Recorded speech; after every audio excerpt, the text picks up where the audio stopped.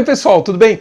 Primeiro eu queria agradecer muito a vocês, o canal finalmente chegou a 26 mil inscritos e por favor, continuem aí ajudando, continuem dando seus joinhas, seus dislikes, seus likes, seus comentários, comentem os vídeos, por favor, deixem o Result Responde aí para eu tentar responder, né, mesmo o pessoal falando que eu não ligo para vocês e todo esse chororô, mas eu ligo, é que é muita coisa para responder, tá legal?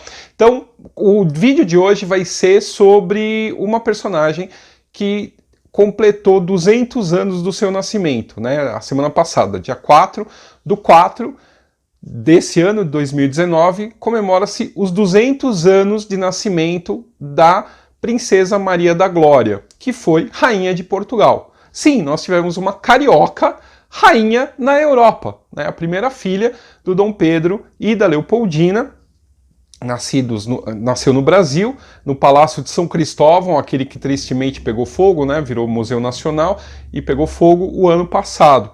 Ela nasceu lá, naquela residência, como eu falei, no dia 4/4 de 1819. A vida dela foi muito tumultuada, ela perde a mãe muito cedo, né, apesar dela, eu acho que de todos os irmãos, né, ela que vai guardar uma maior lembrança dessa mãe, né.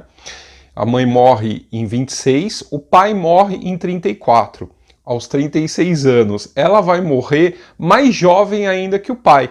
A Dona Maria da Glória vai morrer em 1853, já completado, na verdade, 34 anos de idade. Ela morre durante o parto do seu 11º filho. Ela vai ser uma bela parideira. Ela falava que a vida dela era manter o trono e ter filhos para deixar para o trono de Portugal, né? E efetivamente esses filhos vão reinar e os descendentes desses filhos vão chegar ao trono português no início do século XX. Várias curiosidades a respeito dela. Como eu falei, ela nasce em 1819, no Rio de Janeiro, no Palácio da Quinta da Boa Vista, em São Cristóvão, e ela morre lá em Portugal em 1853. Entre uma coisa e outra, ela teve 3 maridos, várias traições, vários golpes, a vida dela foi bastante tumultuada. Em 1826, o Dom João VI morre, tá? E o que acontece? O Dom Pedro I assume o trono de Portugal como Dom Pedro IV, dá uma constituição a Portugal e renuncia ao trono em favor à sua filha, a Maria II, né? A rainha Maria II. Maria da Glória vira rainha Dona Maria II de Portugal. E havia uma combinação desde muito antes, desde a corte voltar a Portugal, né? O Dom João VI volta para Portugal em 1821. Antes disso, já havia um acordo familiar de que essa herdeira do trono português, portanto a Maria da Glória, ia se casar com o irmão do Dom Pedro, o Dom Miguel, o infante Dom Miguel. Existem cartas do Dom Pedro para o Dom Miguel em 21, 22, antes de setembro de 22, falando para ele vir para o Brasil, já casar com a sobrinha, e que depois, quando ela tivesse idade e tal, para que o casamento fosse consumado, eles voltariam para Portugal e após a morte do Dom João VI eles reinariam. Então era para a Dona Maria II imitar o que aconteceu com a bisavó, a Maria I, que se casa com um tio, que é o Dom Pedro IV, o Dom Pedro III, né? Dom Pedro IV vai ser o Dom Pedro I aqui do Brasil. Então, você tem essa tutela masculina, né, junto a essas duas rainhas. Então era para acontecer isso. A Dona Maria II já estava desde o berço encomendada para o tio, né? O tio ia casar com ela. Só que o que acontece? Esse tio vai assumir a regência em nome dela em Portugal e vai dar um golpe. Ele vai tomar o trono para si. Enquanto isso, o que está acontecendo? O Dom Pedro o Dom Pedro I aqui do Brasil, mandou a filha em 1827, 1828, para a Europa para ser educada pelo avô em Viena, né, o avô materno dela, o pai da Dona Leopoldina. No meio do caminho, o Marquês de Barbacena, que estava levando a menina para a Europa para ser educada pelo avô, descobre que o tio dela, o tio marido, tinha dado um golpe em Portugal. Então ele acha que o Dom Miguel está malcomunado com o príncipe de Metternich, que era o primeiro-ministro austríaco, e era totalmente pró-absolutismo, diferente do Dom Pedro. que era o chamado de doador de constituições.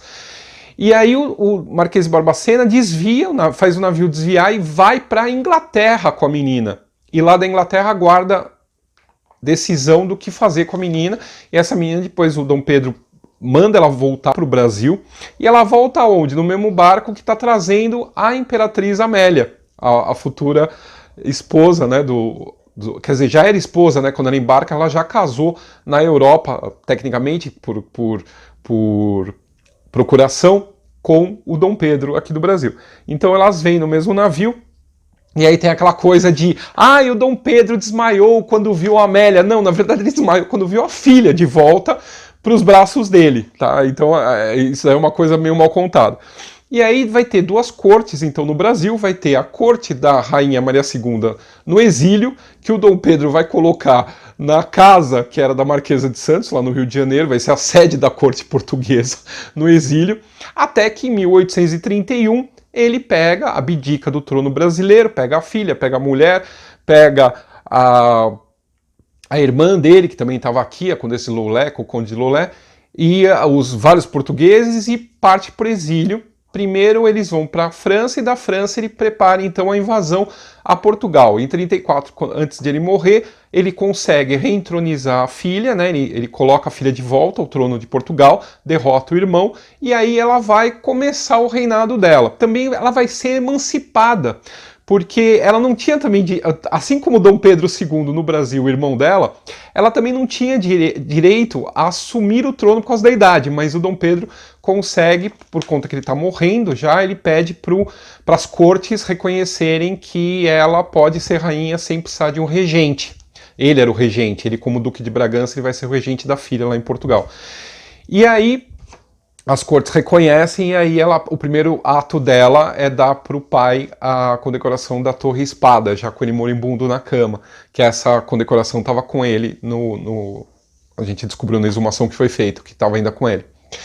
E aí ela vai casar, então, o primeiro casamento dela é anulado, ela vai se casar pela segunda vez com quem? Com o irmão da Amélia, com o Augusto, de Leuchtenberg. O casamento dura 2 meses, ele morre, e aí começa uma coisa, tipo, achavam que ele tinha sido envenenado, aí é feito autópsia, aí aparentemente ele teve uma angina no peito, e foi isso que causou a morte dele. Mas há controvérsias a respeito disso até hoje, e aí no final ela vai acabar casando com o Dom Fernando de Saxe-Coburgo e Gotha, e vai acabar virando uma contraparente da Rainha Vitória nessa brincadeira, porque o Fernando era parente do Alberto, do príncipe Alberto, o marido da Rainha Vitória.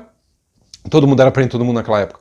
E ela vai ter 11 filhos com ele e vai acabar falecendo no 11º parto, com a Amélia atendendo ela. A Amélia que vai estar com ela nos últimos momentos de vida. Ela, assim como o pai, também ela tinha ciúmes do marido, mas parece que ela também andou pulando a cerca. Havia um ministro, Costa Cabral, que existem umas cartas que foram trocadas entre ela e esse ministro que demonstram uma intimidade maior do que seria aceitável entre uma rainha e o seu primeiro-ministro. Então dizem as más línguas que ela teria tido um caso com o Costa Cabral, né? Vindo de quem veio, talvez não seja tão impossível. A semana passada eu lancei um desafio a respeito para ganhar o Dom Pedro, né? Com esse vídeo eu vou lançar um outro sorteio que é sobre a Domitila, tá? Eu vou sortear 2 livros da Domitila para quem me falar o nome do último marido dela. Qual foi o último marido que a Domitila teve, tá? Então vocês têm que colocar o nome aí nos comentários e tem que compartilhar esse vídeo. Tá legal? E os próximos ganhadores eu aviso nos vídeos das próximas semanas. Tá legal? Um abraço, até mais!